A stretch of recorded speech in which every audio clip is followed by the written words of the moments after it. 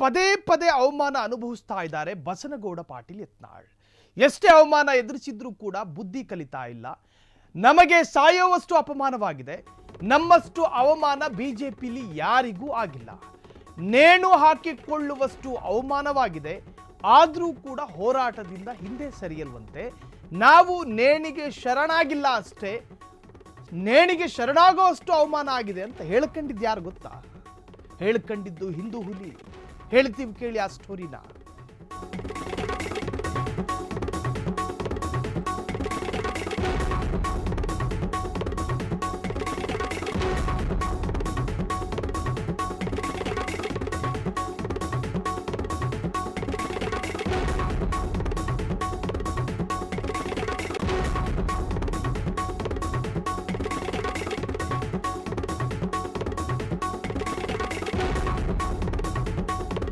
ಕಾಶ್ಮೀರದಿಂದ ಕನ್ಯಾಕುಮಾರಿವರೆಗೂ, ದಿಲ್ಲಿಯಿಂದ ಹಳ್ಳಿವರೆಗೂ ಬಿಜೆಪಿ ಮುಖಂಡರ ಹೆಸರೇನು ಕೇಳಿದ್ರೆ BS ಯಡಿಯೂರಪ್ಪ ಹೇಳ್ತಾರೆ ಬ್ಯಾಕ್ ಟು ಬ್ಯಾಕ್.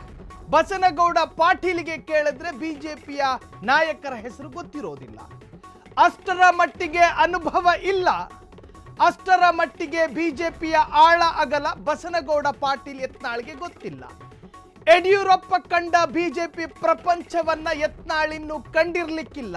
ಹಾಗಿದ್ರೂ ಆ ತರಹದ BS ಯಡಿಯೂರಪ್ಪರ ಪುತ್ರರನ್ನ ಅಧ್ಯಕ್ಷ ಸ್ಥಾನದಿಂದ ಕೆಳಗಿಳಿಸಬೇಕು ಅಂತ ನಿರಂತರ ಪ್ರಯತ್ನಗಳಾಯಿತು. ಅವ್ಯಾವ ಪ್ರಯತ್ನಗಳು ವರ್ಕೌಟ್ ಆಯ್ತಿಲ್ಲ. ಆರಂಭದಲ್ಲಿ ತನ್ನ ಜೊತೆ ಒಂದು ಪಟಾಲಂ ಸೇರಿಸಿಕೊಂಡ್ರು. ಆ ಪಟಾಲಂನಲ್ಲಿ ವಿವಾದಿತ ಸಚಿವರನ್ನೇ ಎಳ್ಕೊಂಡಿದ್ರು. ರಮೇಶ್ ಜಾರಕಿಹೊಳಿ ಅವರಿಗಿಂತ ಅವರ ವಿವಾದವೇ ಸದ್ದಾಗಿತ್ತು. ಅದು ಏನನ್ನೋ ಜಾರಿಸಿ, ಅದಾದ ನಂತರ ಕುಮಾರ್ ಬಂಗಾರಪ್ಪ ಅವರು ಕೂಡ ಒಂದರ್ಥದ ವಿವಾದಿತ ವ್ಯಕ್ತಿ. ಅದಾದ ನಂತರ ಸಿದ್ದೇಶ್ವರ್, ಪ್ರತಾಪ್ ಸಿಂಹ, ಹೀಗೆ ಅಸಮಾಧಾನಿತರನ್ನ ಹುಡುಕೊಂಡು ತನ್ನ ಟೀಮಿಗೆ ಸೇರಿಸ್ಕೊಂಡ್ರು. ಯಾರು? ಬಸನಗೌಡ ಪಾಟೀಲ್ ಯತ್ನಾಳ್. ಯತ್ನಾಳಿಗೂ ಸ್ಪಷ್ಟ ಮಾಹಿತಿ ಇತ್ತು, ನನ್ನೊಬ್ಬನ ಕೂಗು, ನನ್ನೊಬ್ಬನ ಹೋರಾಟ ದೆಹಲಿಗೆ ಕೇಳಿಸಿಕೊಳ್ಳೋದಿಲ್ಲ ಅಂತ. ನನ್ನ ಬೇಡಿಕೆಗೆ ಯಾರೂ ಕೂಡ ಸೊಪ್ಪು ಹಾಕೋದಿಲ್ಲ ಅಂತ ಹೇಳಿ ಬಸನಗೌಡ ಯತ್ನಾಳ್ ಹೇಳ್ತಾ ಇದ್ರು. ನಮ್ಮ ಸ್ವಂತ ನಿರ್ಧಾರಗಳನ್ನು ಹೇಳ್ತಾ ಇಲ್ಲ, ಜನ ಮಾತನಾಡ್ತಾ ಇದ್ದಾರೆ. ತನ್ನ ಸ್ವಂತ ನಿರ್ಧಾರವನ್ನ ಯಾರೂ ಕೇಳಿಸಿಕೊಳ್ಳೋದಿಲ್ಲ ಅಂತ ಹೇಳಿ ಬಸನಗೌಡ ಪಾಟೀಲ್ಗೆ ಗೊತ್ತಿತ್ತು. ಹಾಗಾಗಿನೇ ಆ ತನ್ನ ಟೀಮ್ನಲ್ಲಿ ಒಂದಷ್ಟು ಜನರನ್ನ ಸೇರಿಸಿಕೊಂಡ್ರು. ವಕ್ಫ್ ವಿವಾದ ಆಯಿತು, ವಕ್ಫ್ ವಿರುದ್ಧದ ಕ್ಯಾಂಪೇನ್ ಅನ್ನು ಶುರು ಹಚ್ಕೊಂಡ್ರು. ಕ್ಯಾಂಪೇನ್ ಎಲ್ಲಿ ಆರಂಭ ಮಾಡಿದ್ರು ಅಲ್ಲಿನ ಬಿಜೆಪಿಗರು ಎದುರಿಸೋದಕ್ಕೆ ಶುರು ಮಾಡಿದ್ರು ಯತ್ನಾಳ್ರ ನಿರ್ಧಾರಗಳನ್ನ. ಅದಾದ ನಂತರ BY ವಿಜೇಂದ್ರ ಟೀಮ್ ಅಲರ್ಟ್ ಆಯಿತು. ಈಗ ನೋಡಿ, ನಾನು ನೇಣಿಗೆ ಶರಣಾಗಿಲ್ಲ ಅಷ್ಟೇ. ಇದ್ರ ಅರ್ಥ ಏನು ಅಂದ್ರೆ ಅಷ್ಟು ಅವಮಾನ ಆಗಿದೆ ಅಂತ. ಮತ್ತೆ ದೆಹಲಿಗೆ ತೆರಳಿದ್ದಾರಂತೆ ರೆಬಲ್ಸ್ ಲೀಡರ್ಸ್. ನೀರೇ ಇಲ್ಲದ ಬಾವಿಯಲ್ಲಿ ನೀರು ತೆಗಿತೀನಿ ಅಂತ ಹಠ ಹಿಡಿತಿದ್ದಾರೆ. ಮತ್ತೆ ರೇಣುಕಾಚಾರ್ಯ ಆಕ್ರೋಶ, ದಾವಣಗೆರೆ ಹಂದಿ ವಿಜಯೇಂದ್ರ, ಹೀಗೆ ನಾನಾ ಪದಗಳಲ್ಲಿ ಪದಪ್ರಯೋಗ ನಡೀತಾ ಇದೆ. ನಾವು ಮತ್ತೆ ದೆಹಲಿ ಯಾತ್ರೆ ಮಾಡ್ತೀವಿ ಎಂದ ಯತ್ನಾಳ್. ದೆಹಲಿ ನಾಯಕರು ನಮಗೆ ಸಿಗುತ್ತಾರೋ ಇಲ್ವೋ ಗೊತ್ತಿಲ್ಲ. ನೋಡಿ, ಅದು ಕ್ಲಾರಿಟಿ ಇಲ್ಲ ಯತ್ನಾಳಿಗೆ. ಮತ್ತೆ ದೆಹಲಿಗೆ ತೆರಳಲಿರುವಂತಹ ರೆಬಲ್ಸ್ ಲೀಡರ್ಸ್ ಅಲ್ಲ. ನೋಡಿ, ನಾನೇನು, ನನ್ನ ಸಾಮರ್ಥ್ಯ ಏನು, ನಾನು ನನ್ನ ಕ್ಷೇತ್ರಕ್ಕೆ ಎಷ್ಟು ಮುಖ್ಯ, ನನ್ನ ಕ್ಷೇತ್ರಕ್ಕಾಗಿ ನಾನು ಏನು ಮಾಡಿದ್ದೀನಿ, ಇದು ಯಾವುದು ಬಿಜೆಪಿಲಿ ವರ್ಕೌಟ್ ಆಗಲ್ಲ.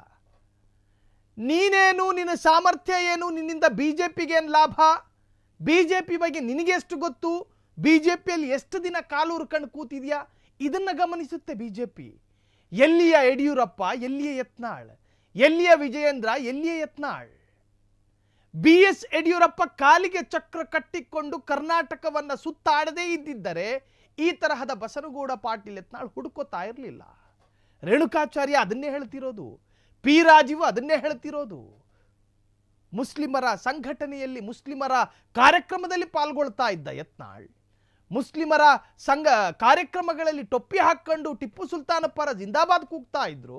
ಈಗ ಬಂದು ದೇಶ ಧರ್ಮ ಅಂತ ಮಾತನಾಡ್ತಾರೆ, ಈಗ ಬಂದು ಹಿಂದೂ ಹುಲಿ ಅಂತ ಮಾತನಾಡ್ತಾರೆ, ಯಡಿಯೂರಪ್ಪರ ವಿರುದ್ಧ ಕತ್ತಿ ಮಸಿತಾರೆ, BY ವಿಜೇಂದ್ರರ ವಿರುದ್ಧ ರಣತಂತ್ರ ಹೂಡ್ತಾರೆ.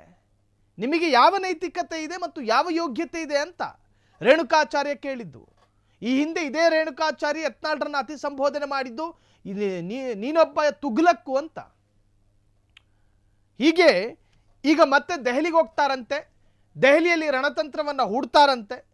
ದೆಹಲಿಯ ನಾಯಕರು ಸಿಗ್ತಾರೋ ಇಲ್ವೋ ಗೊತ್ತಿಲ್ಲ, ಆದರೆ ದೆಹಲಿಗಂತೂ ಹೋಗ್ತೀವಿ, ಬಿ ವೈ ವಿಜೇಂದ್ರರನ್ನ ಕೆಳಗಿಳಿಸಿಯೇ ಸಿದ್ಧ, ನನಗೇನು ಸ್ಥಾನ ಬೇಕು ಅಂತಿಲ್ಲ, ಆದರೆ ಬಿ ವೈ ವಿಜೇಂದ್ರ ಸ್ಥಾನದಿಂದ ಕೆಳಗಿಳಿಬೇಕು. ಕಲ್ಲು ಹೊಡೆಯದೆ ಮಾವಿನಕಾಯಿ ಉದುರುತ್ತಾ?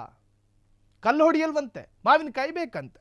ಇದು ವಿಜೇಂದ್ರರನ್ನ ಕೆಳಗಿಳಿಸೋದಕ್ಕೆ ಯತ್ನಾಳ್ ಮಾಡ್ತಾ ಇರ್ತಕ್ಕಂಥ ಹೊಸ ಪ್ರಯೋಗ.